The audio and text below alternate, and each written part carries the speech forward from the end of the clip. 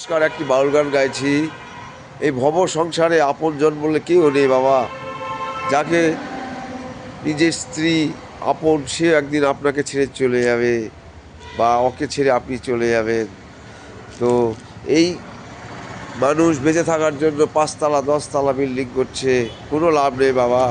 এই মাটির নিচে একদিন আমাদের ঘর হবে, আসল ঘর।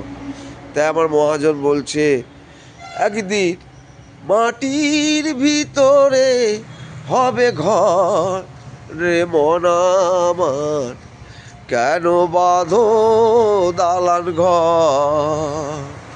রক্ত মাংস চর্ম গলে পচে যাবে, শিরার উপর শিরা তোমার ছিন্ন ভিন্ন হবে, মূল মেরুদণ্ড হবে ছিন্ন ভিন্ন, পড়ে রবে পৃথিবীর উপর রে মন আমার, কেন বাঁধো দালান ঘর?